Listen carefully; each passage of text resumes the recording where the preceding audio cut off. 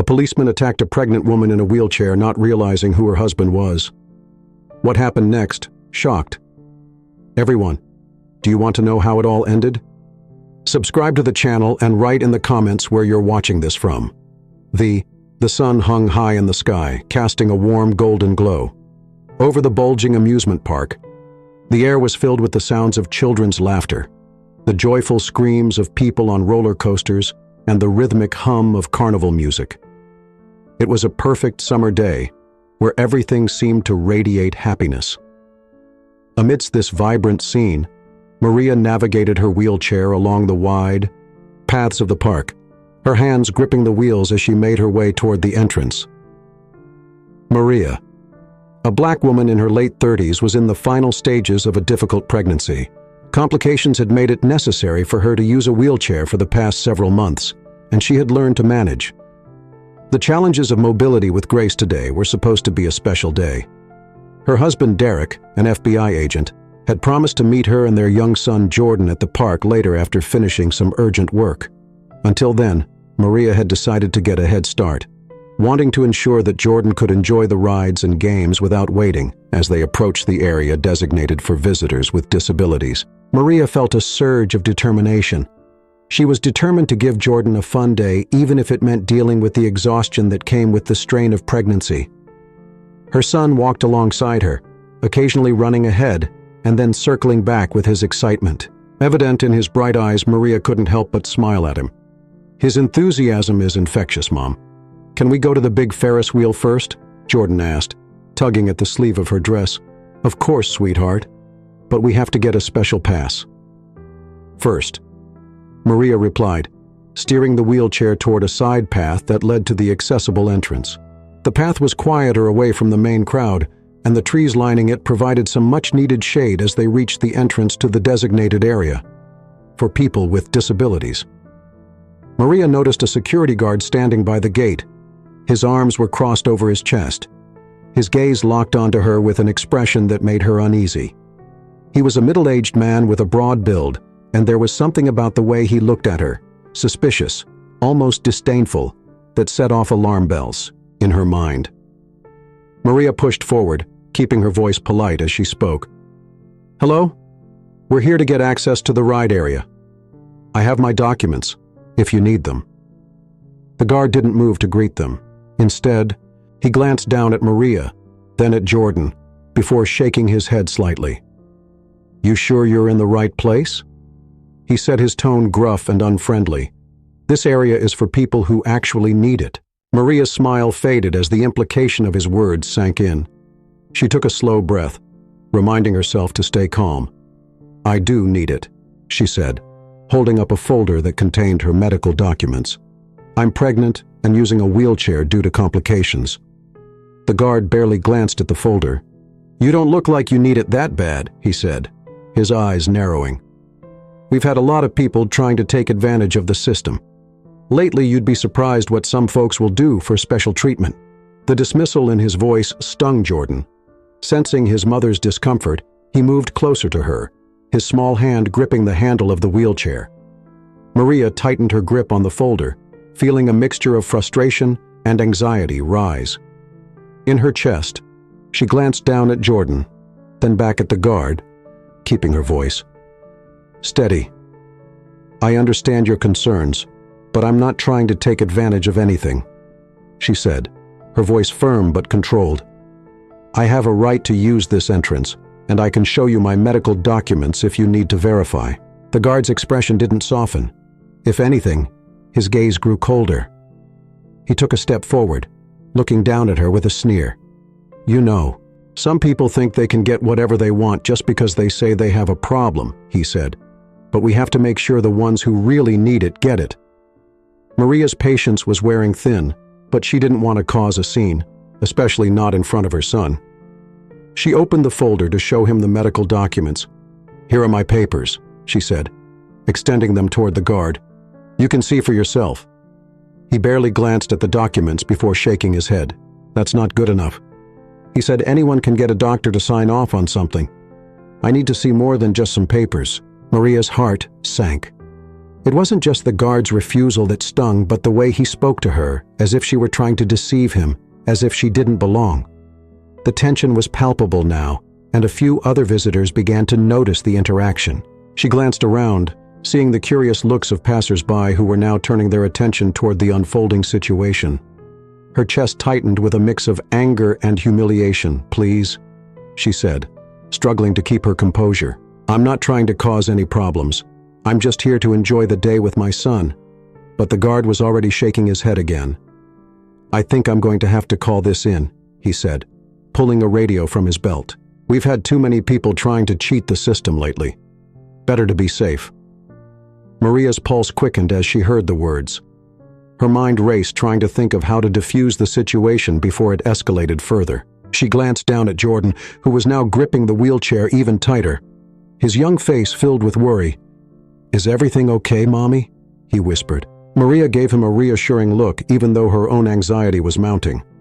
"It's okay, sweetie. We're just trying to sort something out," as the guard spoke into his radio, asking for assistance. Maria felt a surge of frustration and helplessness. She had provided her documents, she had explained her situation, and yet it wasn't enough.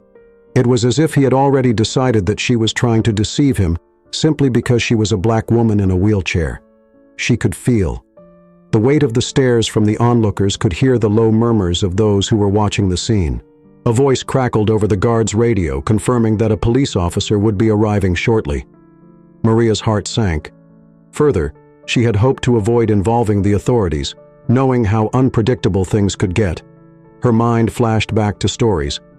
She had read stories of people who had been mistreated or even harmed during routine encounters with law enforcement. She didn't want Jordan to witness anything like that, but now it seemed there was no turning back. The guard returned the radio to his belt and crossed his arms once more. His expression is still stern and unyielding. "You can wait right here until the office offer arrives," he said, "and we'll get this sorted out." Maria's hands tightened on the wheels of her chair, her knuckles turning white as she forced herself to stay calm. There was no choice but to wait. She had come to the park hoping for a day of joy, but now she found herself on the brink of a confrontation, one that she hadn't anticipated and wasn't sure how to navigate, as she sat there with Jordan by her side. The noise of the amusement park seemed to fade into the background, leaving only the tension hanging heavy in the air. The moments stretched on like hours as Maria waited by the entrance, the weight of unease settling heavily in her chest. Jordan stood close to her, glancing nervously around. She reached out to touch his arm, trying to convey a calmness. She didn't feel while her thoughts raced with dread about what might happen next soon. The flashing lights of a police cruiser became visible in the distance, and the crowd began to murmur, turning their attention toward the approaching vehicle. As the car pulled up to the curb, an officer emerged. He was a broad-shouldered man with a square jaw and a look of impatience on his face. His name tag read J. Thompson as he strode toward Maria. His expression shifted from indifference to thinly veiled disdain. The guard quickly approached him, explaining the situation in a low voice. Although Maria couldn't hear every word, the tone was unmistakably skeptical. The officer's eyes settled on Maria, and he shook his head slightly, as though he had already made a judgment before speaking to her. "Ma'am," he began in a voice that dripped with authority, "I've been told. There's a problem here. You're using a wheelchair to get access to this area, but there seems to be some concern about the legitimacy of your need." Maria's jaw tightened as she heard his words. The skepticism is clear in his tone. She took a deep breath, trying to keep her voice steady. "I've shown the guard my medical documents," she said, holding up the folder again. "I'm pregnant and experiencing complications that make it difficult for me to walk. That's why I need the wheelchair." But Officer Thompson's expression didn't soften. Instead, he glanced down at the documents and then back up at her with a raised eyebrow. "Anyone can get a doctor's note," he said dismissively. "You'll have to do better than that." The guard, emboldened by the officer's arrival, chimed in. "I told her we've had too many people trying to cheat the system." He said his voice was loud enough for the onlookers to hear. "You'd be amazed at what people will do to get special treatment." Maria felt a flare of anger. Raising her chest, it wasn't just that they were questioning her honesty. It was the way they spoke to her, as if she were inherently suspect, as if her word and her documentation were worthless. She knew it wasn't just about her being in a wheelchair. It was also about her being a black woman, and that stung even more. Her voice trembled slightly as she spoke. "I'm not trying to cheat anything. I'm here with my son to enjoy the park, and I have every right to be here, officer." Thompson's gaze grew colder. "If that's the case, then why don't you stand up and show me that you really need that chair?" He said, his voice was edged with challenge. "If you're truly unable to walk, it shouldn't be hard to prove." The words struck Maria. Like a slap, she felt a mix of humiliation and anger coursing through her. It wasn't just that he was questioning her, but that he was openly demanding. She performed some kind of test to prove her need, as if she were a criminal on trial. "I can't stand up," she said through gritted teeth. "I told you I'm experiencing complications that make it dangerous for me to walk." The officer took a step closer, his voice dropping to a more threatening tone as well. "I'm starting to think you're just trying to cause a scene," he said. "And if you don't cooperate, you could be charged with obstructing an investigation." Maria's hands gripped the arms of her wheelchair tightly. She couldn't believe what she was hearing. It was as though every word she said was being twisted into something incriminating, and no matter how reasonable she tried to be, it wasn't going to matter. Her pulse quickened, and she could feel the heat rising in her face. "I'm not obstructing anything," she said, her voice breaking with frustration. "I'm just trying to explain," but Officer Thompson cut her off. "I've had enough of your excuses," he snapped now. "Either get up and prove you need that chair, or I'll have to escort you out of the park." His hand moved toward the cuffs on his belt, and a few people in the crowd gasped audibly. Jordan's small voice, filled with fear, broke through the tent atmosphere. "Mommy, what's happening? Are they going to take you away?" His wide eyes looked up at her, tears starting to pool at the corners. The sound of her son's voice seemed to bring Maria back to herself. She turned to Jordan and gently stroked his hair, trying to reassure him even as her own fear grew. "It's going to be okay, sweetheart," she whispered, though she wasn't sure if she believed it herself. The officer glanced down at Jordan, his expression hardening further. "And who's this?" he asked. "Your son? Is he involved in whatever is going on here?" Maria's protective instinct flared, leaving him. "Out of this," she said sharply, her eyes flashing with defiance. "He's just a child," but Officer Thompson's expression remained stony. "If you don't comply, we may have to take measures to ensure both your safety and his," he said. "That could include taking him into custody until we sort this out." The threat hung in the air like a dark cloud. Maria's heart pounded in her chest as she processed the enormity of the situation. It wasn't just her safety at risk. Now they were threatening to take her son as well. She felt a wave of helplessness wash over her, but underneath it, a surge of determination began to grow. This was not just a misunderstanding. This was an outright attack on her rights and her dignity. She couldn't let them do this to her or to Jordan. Drawing a shaky breath, she looked directly at Officer Thompson. "You're treating me like a criminal," she said, her voice trembling but growing stronger. "All. What I've done is try to use the accessible entrance, which I have every right to do. I've provided you with my documents. I've explained my situation. There's no reason to treat me this way." The officer sneered, his hand still hovering near his cuffs. "Like I said, I don't believe you," he replied. "And if you don't comply, we'll have no choice but to take you in by now." The crowd around them had grown significantly, and murmurs of disapproval were starting to spread. Several people had taken out their phones to record the scene, and a few onlookers were even shouting words of support for Maria. One voice called out, "Leave her alone! She hasn't done anything wrong!" Another yelled, "This is discrimination for a moment." Maria thought the officer might back down in the face of public scrutiny, but instead he seemed to grow more emboldened. People need to mind their own business," he barked at the crowd. "We're handling a situation." Here he reached down and gripped the handle of Maria's wheelchair, roughly yanking it backward. The sudden movement jolted her body, causing her to gasp in pain and grab onto the arms of the chair to keep from falling. Jordan cried out in terror, clutching her leg as if trying to protect her. The world seemed to spin as Maria struggled to steady herself, her breath coming in quick, shallow bursts. She glanced up at the officer, her eyes burning with a mixture of fear and defiance. She would not let them do this to her, not here, not in front of her child. But as she opened her mouth to speak, her voice faltered, and all that came out was a choked whisper. Just then, the distant sound of a car door slamming shut reached her ears. She turned her head and saw a familiar figure rushing toward them.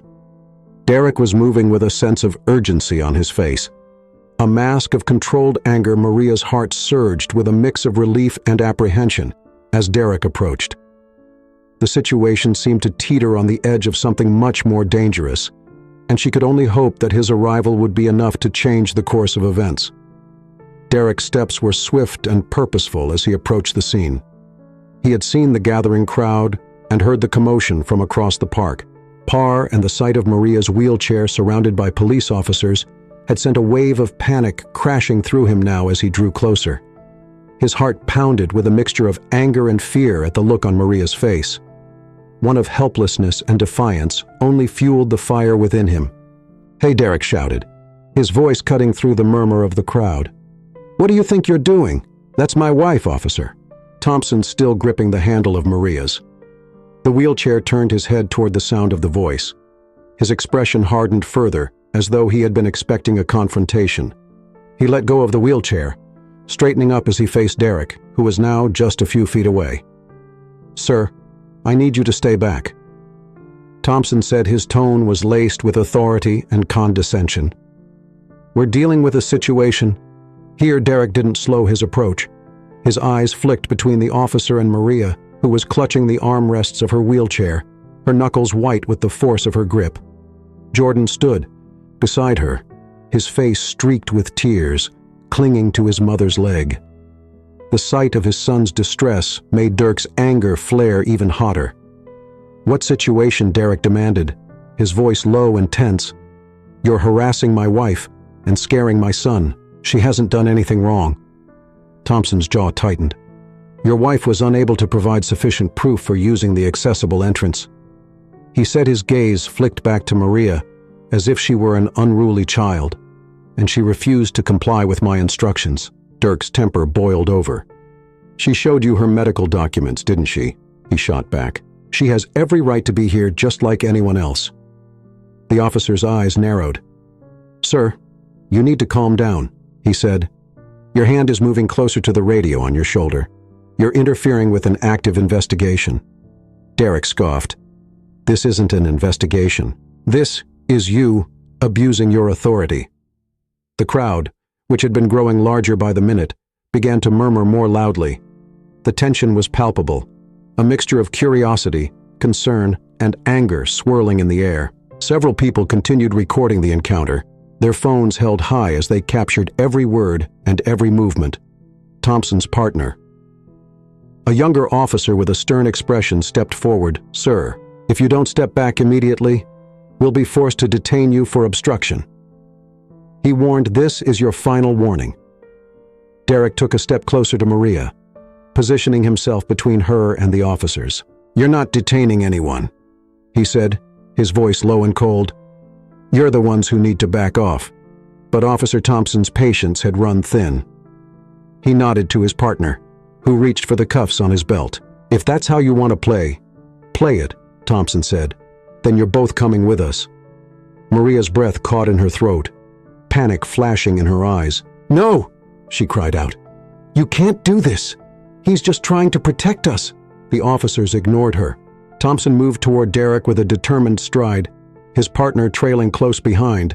Derek braced himself, his fist clenching at his sides as the officers closed in before he could react. Tom reached out and shoved Derek hard in the chest, pushing him backward. The force of the shove sent Derek stumbling, but he quickly regained his footing, his expression darkening with fury. The crowd gasped in shock, and several voices shouted at the officers to stop. Jordan, still clinging to Maria's leg, began to sob uncontrollably. "Daddy, don't let them take you," he cried, his small voice cracking with fear. Maria's heart pounded as she watched the chaos unfold. It was as though the entire world had spiraled into madness, and there was nothing she could do to stop it. Her voice trembled as she shouted, "Leave us alone! We haven't done anything wrong!" Thompson's partner seized Derek by the arm, yanking it behind his back as he reached for the cuffs. "You're under arrest for obstruction and resisting an officer," he said. Derek struggled against the officer's grip, his face twisted with anger. "Let go of me," he yelled. "You have no right to do this." As the officer forced Derek's arm higher, pain shot through his shoulder, and he grimaced. The sheer absurdity of the situation struck him like a blow. He was an FBI agent being manhandled by officers who didn't even know who they were dealing with, but revealing his identity. Now, in this charged atmosphere, it could only complicate things. Further, he needed to find another way to de-escalate the situation. "Look at my wife," Derek shouted, his voice straining with urgency. "She's pregnant and in a wheelchair. Is this how you treat people who need help for a split second?" The younger officer hesitated, glancing toward Maria, who sat hunched over in her wheelchair, tears streaming down her face. But Thompson's barked order broke through the momentary lapse in action. "Cuff him and put him in the car," he snapped. "We'll deal with her next." Dirk's heart clenched at the implication. Next, the word echoed in his mind like a threat. His eyes darted to Maria and Jordan, who were both trembling with fear. He knew he couldn't let this go any further. Just as the younger officer was about to tighten the cuffs around Dirk's wrists, a voice from the crowd rang out loud and clear, "This is wrong. They haven't done anything to deserve this." The voice belonged to an older woman who had been watching the entire scene unfold. She stepped forward, raising her phone in the air. "I've been recording the whole time," she said, "and I'm not the only one. We all saw what you did." Other onlookers joined in, their voices growing louder as they shouted at the officers to stop the tension. The air was electric, and the atmosphere teetered on the edge of chaos. Thompson shot a glare at the crowd, but the pressure from the onlookers was growing too intense to ignore Maria seizing. The moment she found her voice again, "Please just listen to us," she said, her voice breaking with desperation. "You don't have to do this." But Thompson wasn't backing down. He took a step toward Maria, his eyes hard with determination. "Ma'am, you're obstructing an investigation and refusing to comply with lawful orders," he said coldly. "We're going to have to take you in as well." The words hit Maria like a punch to the gut. "No!" she cried out, her hands trembling as she gripped the armrests of her wheelchair. "I can't go anywhere. I'm pregnant, and I need medical care." Thompson's partner looked uncertain for the first time, glancing back at the crowd, which was now chanting for the officers to stop. Several people were holding their phones up, capturing every second of the encounter. The pressure was mounting, and even Thompson seemed to realize that the situation was spiraling out of control. But rather than back down, he doubled down. "Ma'am, I'm giving you one last chance," he said, his voice steely. "Either you cooperate, or we're going to have to use force." Dirk's mind raced as he struggled against the cuffs that were now loosely hanging from his wrists. He had to act fast with one final burst of strength. He twisted his body, breaking free from the younger officer's grip before Thompson could react. Derek stepped forward and shouted, "Enough!" The word exploded from him with a force that seemed to stop time. The crowd fell silent, and all eyes turned toward him. Derek reached into his pocket and pulled out his FBI badge, holding it high for everyone to see. "I am a federal agent." He said, his voice was clear and commanding, "and you are violating my family's rights." Thompson's face went pale as the badge glinted in the sunlight. He took a step back. The full weight of what was happening finally sank in. The younger officer froze, his hand still on the cuffs, uncertainty flickering in his eyes. The crowd erupted into a chorus of shouts and cheers, the pressure on the officers now impossible to ignore as Derek held his badge aloft. The balance of power shifted, and the officers suddenly found themselves on the defensive. But the situation was far from over, and Derek knew that what happened next could determine whether this day would end in justice or further chaos. Derek's declaration hung in the air, a stark challenge to the officer's authority. The badge in his hand glinted like a symbol of defiance, and the crowd's reaction, cheers, shouts, and murmurs, grew. Lou, for a moment, it seemed like the tide had turned in favor of Derek and Maria. But as Derek held his badge aloft, he could see the mixture of shock and anger in Officer Thompson's eyes. The confrontation was far from over. Thompson's face flushed with fury as he processed Derek's revelation. He gritted his teeth, unwilling to be outdone. "I don't care who you are," he snapped, pointing a finger at Derek. "You're obstructing police work, and your badge doesn't give you a free pass to interfere. You need to back down. Now, or we'll charge you with resisting arrest." Derek's jaw tightened as he felt his anger. Rising again, "You don't seem to understand what's happening." "Here," he retorted, "you're violating our rights, and I'm telling you to stop. This isn't about resisting arrest. It's about protecting my family from being mistreated." The younger officer who had been standing behind Thompson took a cautious step back. His gaze flickered nervously between Derek and the crowd. "Sir, maybe we should just let this go," he murmured to Thompson. His voice was barely audible over the commotion, but Thompson's pride had already been wounded. He wasn't about to back down in front of a crowd, especially not when his authority was being questioned so openly. He turned to his partner and barked, "No, we're not letting this go. We're going to do our job without another word." Thompson took a step toward Maria, who sat in her wheelchair, her eyes wide with fear. "Ma'am, you're under arrest for obstructing a police investigation," he said coldly. "You need to come with us right." Now Maria's breath hitched in, her throat as she heard the words. Her hands trembled as she tightened her grip on the armrests, and a wave of panic coursed through her. She was trapped in her chair, vulnerable, and now they were threatening to arrest her. The absurdity of it all struck her like a blow. She was a pregnant woman in a wheelchair facing arrest for simply trying to use an accessible entrance, please. She said, her voice breaking, "I'm not doing anything wrong. I've shown you my documents. I just want to take my son to enjoy the park." But Thompson was unmoved. His hand reached for the cuffs on his belt, and the crowd erupted in a fresh wave of outrage. "You can explain that to the judge," he said dismissively, as though her plea meant nothing to him. Derek's heart raced as he watched Thompson move toward Maria, his hands gripping the cuffs. There was no way he could allow them to take her away. Not like this. Not in front of Jordan. "You're making a huge mistake," Derek warned in a low and dangerous voice. "If you arrest her, you'll be facing more than just a complaint. You'll be facing federal charges." Thompson sneered at Derek's words threatening a police officer. "Now we are," he taunted. "I suggest you step back before you make things worse for yourself." The tension in the air was suffocating. Several members of the crowd shouted at the officers to stop, their voices laced with anger and disbelief.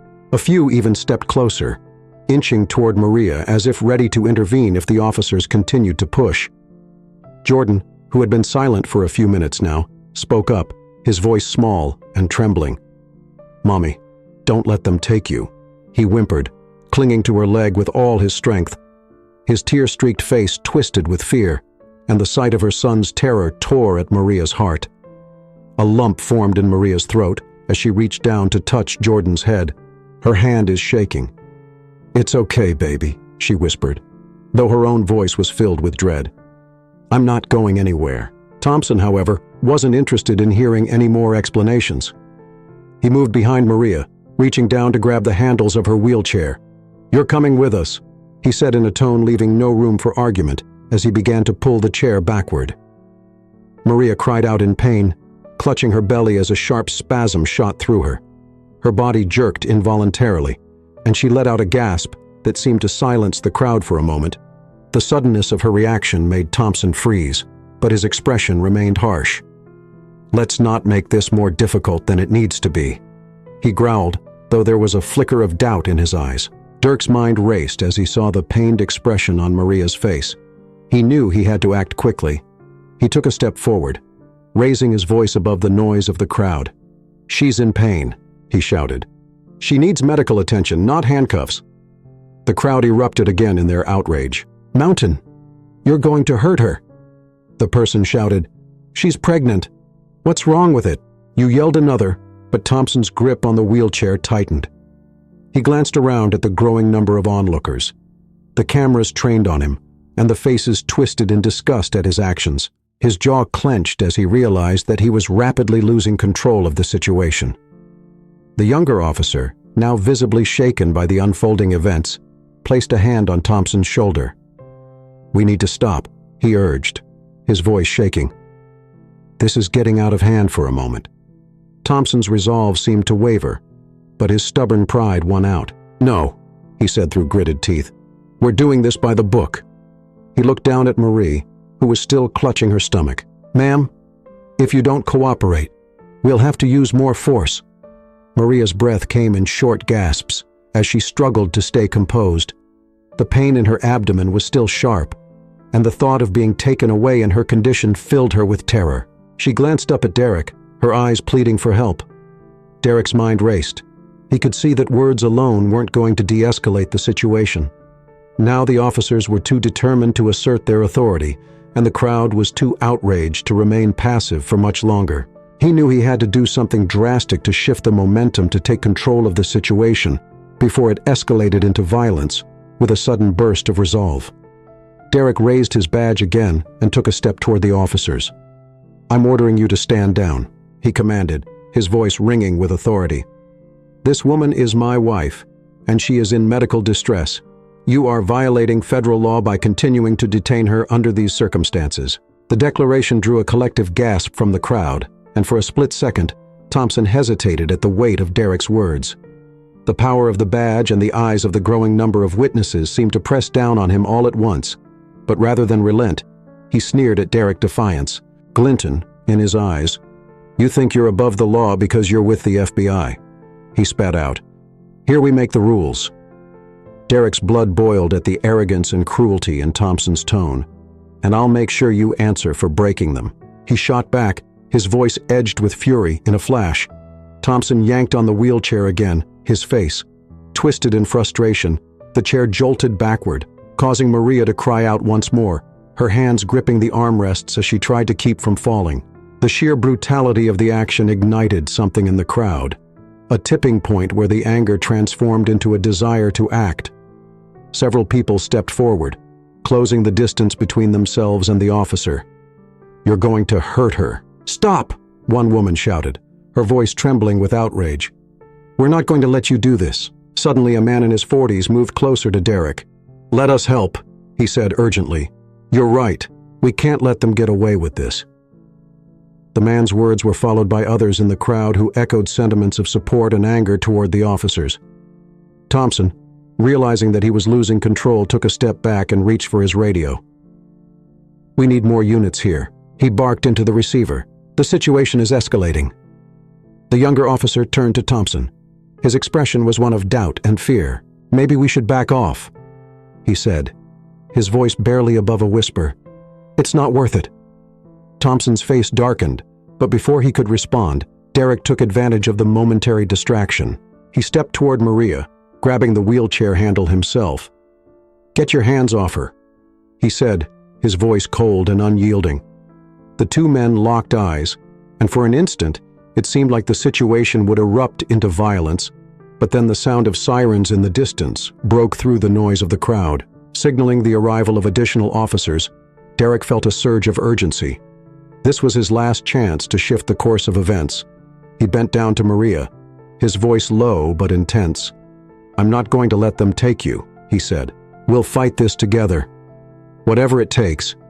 Maria nodded, her tears mingling with sweat as she looked up at him. "I know," she whispered, her voice full of a desperate hope. "We won't let them win." As the additional squad cars arrived, the atmosphere crackled with tension, a silent acknowledgement that what happened next could change everything. The air was thick with tension as the sirens wailed louder, signaling the arrival of more officers. The crowd surged forward with their voices. In a cacophony of anger, outrage, and concern, Maria gripped the arms of her wheelchair, her knuckles white while Derek stood protectively in front of her, defiant and unyielding. He knew this moment would determine everything: the safety of his family, his career, and the message they would send to those watching. The squad cars screeched to a halt, and several officers poured out their expressions. A mixture of confusion and readiness to act. One of them, a sergeant with a stern face and a commanding presence, marched toward Thompson, who was still trying to maintain control of the situation. "What's going on here, Thompson?" the sergeant demanded, his eyes narrowing as he took in the sight of Derek. Maria, and the agitated crowd. "We got a call for backup, but this doesn't look like any kind of serious threat." Thompson turned toward the sergeant, his face a mask of frustration and bruised pride. "This man," he spat, jabbing a finger toward Derek, "interfered with a lawful investigation, and now the crowd's getting out of control. His wife refused to comply, and they've been obstructing justice." The sergeant's gaze shifted to Derek, and then to Maria, who sat hunched over in the wheelchair, her hand resting protectively on her pregnant belly. His eyes softened slightly, as if the absurdity of the situation was beginning to register. "You're arresting a pregnant woman?" he asked with a note of incredulity in his voice. "She's refusing to cooperate," Thompson snapped. "And this guy," he gestured toward, Derek again, "claims he's with the FBI." The sergeant's eyebrows shot up at the mention of the FBI. He turned to Derek. His tone was skeptical, but more measured than Thompson's. "Is that true?" he asked. "Are you really with the Bureau?" Derek's pulse quickened. He had kept his badge revealed, but the moment had come to formally assert his authority and make it clear who they were dealing with. He stepped forward, his voice steady, but edged with urgency.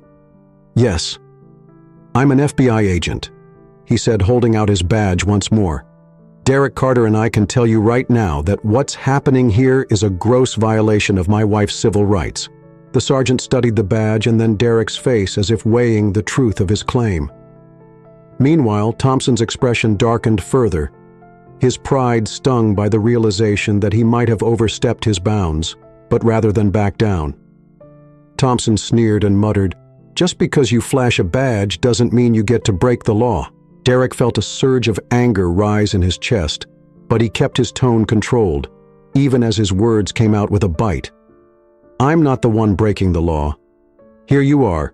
You've threatened my pregnant wife with arrest, despite her providing medical documentation. You've put your hands on her, yanked her wheelchair, and escalated the situation to the point of calling for backup, all because you chose to treat her as a criminal instead of a person who needs assistance." The crowd's murmurs grew louder, their support for Derek and Maria becoming more vocal as they listened to the exchange. Several people shouted out in agreement. While others continued recording the scene on their phones, the sergeant's expression shifted slightly, and he took a step back, giving Thompson a hard look. "Is this true? He asked you laid hands on her." Thompson bristled. Crossing his arms defiantly, she was resisting. He said stubbornly, "We had to maintain control. The situation was getting out of hand and she refused to comply with my instructions." Derek cut in sharply. "She wasn't resisting. She was in pain. Look at her. She's a pregnant woman in a wheelchair. What kind of threat could she possibly pose to you?" The sergeant's jaw clenched, and he took another look at Maria. She was breathing heavily, the strain of the confrontation clearly taking a toll on her. His eyes softened as he took in her condition, her obvious vulnerability. He glanced back at Thompson, his expression hardening. "This doesn't sound like the kind of situation that required this level of force," he said coldly. "You should have exercised more discretion." Before Thompson could respond, Derek stepped closer, his voice growing louder, filled with righteous indignation. "This is why people don't trust the police," he said, addressing not just Thompson, but the other officers as well, when those who are supposed to protect and serve act with this kind of arrogance and disregard for the public's rights. "It damages the very fabric of our society." His words seemed to strike a chord, not only with the crowd, but also with the other officers present. Some of them shifted uncomfortably, while others exchanged uneasy glances. The tension in the air seemed to thicken, but there was also a sense that something had changed. Something had cracked in the officers' united front. Thompson, however, was not willing to back down. His pride had been wounded too deeply, and he had already invested too much in this confrontation. He took a step toward Derek, his voice dripping with sarcasm. "You think you can come here, flash your badge, and act like you're above the law," he said. "Just because you work for the feds doesn't mean you get to do whatever you want." Derek's patience finally wore thin. He took a deep breath, locking eyes with Thompson. "This isn't about me being above the law," he said, his tone deadly calm. 4729. "It's about you abusing your power, and if you don't de-escalate the situation right, Now I will make sure there are consequences for you and for everyone involved in this abuse." The sergeant stepped between them, raising a hand as if to physically separate the two men enough. He said, his voice firm, "We're not going to continue this." In front of the entire park. He turned to Thompson, his expression, a mixture of anger and frustration, "Stand down." He ordered, "We're not arresting her, and we're certainly not arresting him. This situation has gone far enough." Thompson looked like he was going to argue, but the sergeant's authoritative tone left no room for discussion. He turned back toward Maria and Derek, his expression hard, but not as openly hostile as before. "We'll let you go," he said gruffly. "But this isn't over. I'll be filing a report about this incident." Derek nodded, his gaze still fixed on Thompson. "You do that," he replied evenly, "and I'll be filing a report of my own. I'll make sure that this goes up the chain." The crowd began to disperse slowly, the tension gradually fading as people realized that the immediate threat of arrest had passed. Maria slumped back in her wheelchair, relief and exhaustion washing over her all at once. Derek knelt beside her, reaching out to take her hand, his grip warm and steady. "It's okay," he whispered. "We're going to fight this." Maria nodded, squeezing his hand. In return, she knew this was only the beginning, that they had narrowly avoided the worst of what could have happened, but there was still a battle ahead, a battle for justice, for accountability, and for the countless others who had faced similar injustices and been silenced as the officers retreated and the sergeant led Thompson away. Derek stood up and turned toward the crowd. His voice carried a weight of determination and defiance as he spoke. "We're not going to let this be swept under the rug," he declared. "We're going to make sure that this kind of abuse stops." The crowd responded with cheers and applause, a wave of solidarity and support washing over Derek and Maria. They had stood up against injustice, and now they would continue to fight no longer as victims, but as advocates for change as they prepared to leave the park. Derek helped Maria into the car, his hands gentle as he secured her seatbelt. He looked into her eyes, and for a moment the world seemed to shrink down to just the two of them standing strong in the face of adversity. "We'll make them answer for this," he promised, his voice firm, "for you, for Jordan, and for every person who's ever been treated like they don't matter." Maria gave him a tired but resolute smile. "We will," she said softly. "We have to." The sound of the sirens faded into the distance. As Derek started the car and drove away from the park, the weight of the day still heavy in the air, but even as they left the place where the confrontation had unfolded, they knew that their fight was far from over. It was only just beginning. The following days passed in a blur of phone calls, meetings, and media attention. Derek and Maria's confrontation with Officer Thompson had spread like wildfire across social media. The videos captured by bystanders replayed thousands of times on news outlets and online platforms. Headlines such as "FBI agent confronts local police in the defense of pregnant wife and incident at amusement park." Sparks outrage over police conduct flashed across screens, turning their personal struggle into a national conversation. Derek sat at the kitchen table surrounded by stacks of legal documents and a constantly buzzing phone. He had contacted a lawyer, an old friend who specialized in civil rights cases, and they were preparing to file formal complaints against Officer Thompson and the local police department. Derek's fingers tapped restlessly on the table, his mind racing with the events of the past few days and the long fight that lay ahead. Maria sat across from him, her hands resting on her belly. Though her physical pain had eased, the emotional toll of the incident still weighed heavily on her. She would replay those moments in her mind. The officer's sneer, the humiliation she felt, and the terror in Jordan's voice, and each time a pang of hurt would cut through her. But beneath the pain, there was a growing resolve. She wasn't going to let what happened to her be just another story forgotten in the next news cycle. "Do you think they'll actually do something?" Maria asked, her voice quiet but tinged with hope. "The police department, do you think they'll hold him accountable?" Derek looked up, meeting her eyes. He knew that change was never guaranteed, that the system had a way of protecting its own. But he also knew that this time they had the public's attention, and he wasn't going to let that go to waste. "I don't have a choice," he said, his tone firm. "There are too many people watching, too many witnesses. We have to make them act as if on cue. Derek's phone buzzed with another message, this time from a local civil rights organization that had taken an interest in their case. They were organizing a rally in support of Maria, calling for greater accountability and reform within the police department. They wanted Derek to speak to share their story and keep the momentum for change going. Maria reached out, placing her hand over his.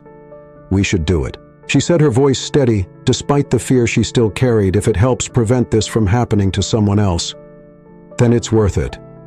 Derek squeezed her hand gently, feeling a surge of pride for the strength. She continued to show. He nodded, determination hardening his resolve. "We'll do it," he agreed, "and we'll make sure they listen." The day of the rally arrived with clear skies and a chill in the air that hinted at the coming autumn. Derek and Maria stood on the steps of City Hall, looking out over a sea of faces. Hundreds of people had gathered, holding signs that read, "Justice for Maria, End Police Brutality, and We Stand With You." The crowd was diverse, people of all ages, races, and backgrounds, united by a common cause. Derek took a deep breath, glancing at Maria. Beside him, she gave him a small, encouraging nod, and he stepped up to the microphone. As he adjusted the mic, a hush fell over the crowd, their attention focused entirely on him. "My name is Derek Carter," he began, his voice carrying over the assembled crowd. "I'm an FBI agent, a husband and a father, and 2 weeks ago, my wife and son experienced something that no family should have to go through." He paused, the memories of that day flashing through his mind. The anger in Officer Thompson's voice, the fear in Maria's eyes, and the helplessness he felt as he struggled to protect his family. He channeled those emotions into his words, letting them infuse his speech with urgency. "We went to that park, looking for a day of joy, a day to make my son smile and to give my wife a chance to relax." He continued, "But instead we found ourselves facing the kind of injustice that too many people in our country have faced for too long. We were treated like criminals, like we didn't matter, all because of the biases and prejudices that are still too prevalent in our society." A murmur ran through the crowd, and Derek saw people nodding in agreement. He pressed on, his voice growing stronger. "This isn't just about what happened to us. It's about every person who has been mistreated because of the color of their skin or because of their circumstances. It's about the abuse of power, about a system that needs to change, and we're here today because we're not going to be silent anymore." The crowd erupted into applause, their voices rising in support. Maria, standing beside him, reached out and took his hand, giving it a squeeze for a moment. Derek allowed himself to feel hope that perhaps together they could turn their pain into something meaningful. After his speech, other speakers took the stage, activists, community leaders, and even a few other victims of police misconduct. Each story added weight to the call for accountability, painting a picture of a community united in their demand for change. As the rally concluded, Derek and Maria returned home exhausted, but buoyed by the support they had received. But even as they tried to find some peace, the fight continued.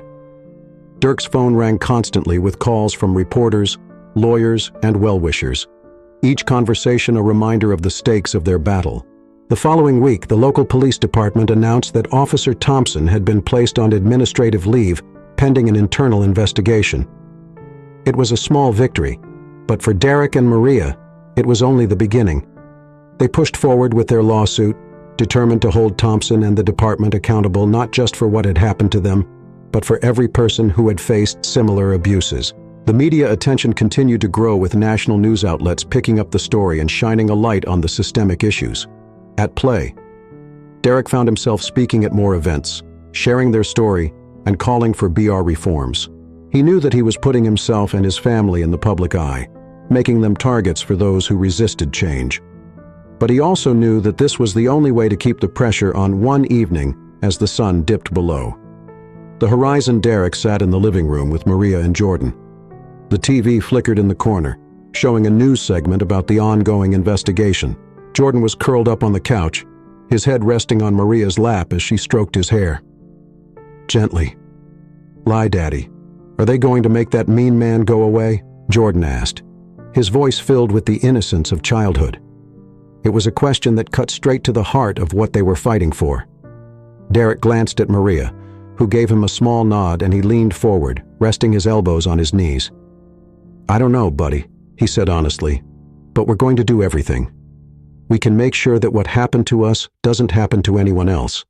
And there are a lot of people who believe in that too."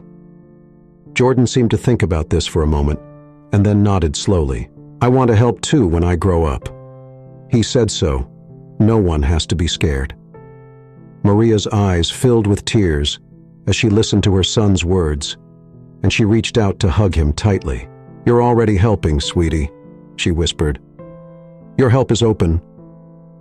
Just by being here, Derek felt a lump in his throat as he watched them, and he knew that no matter how difficult the road ahead might be, they had something worth fighting for, something that made every challenge, every moment of fear, worthwhile. Months later, the investigation concluded, and Officer Thompson faced a disciplinary hearing. The department, under public pressure and scrutiny, announced new training programs and a review of their practices. It wasn't the sweeping reform that Derek and Maria had hoped for, but it was a step in the right direction.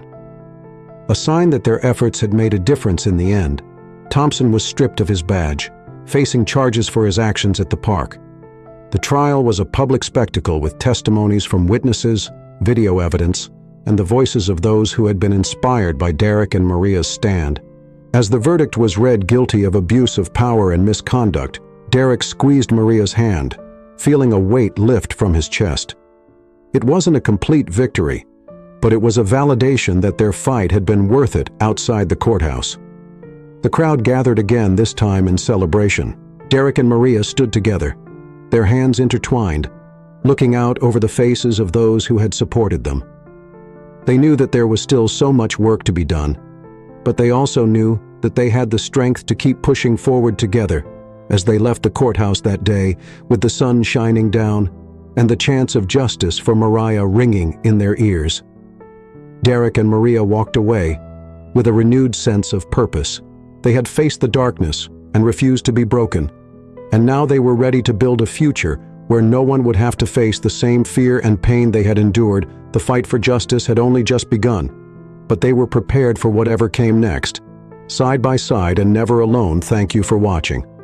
If you enjoyed this story and want to hear more, make sure to subscribe to our channel and turn on notifications so you don't miss any new videos.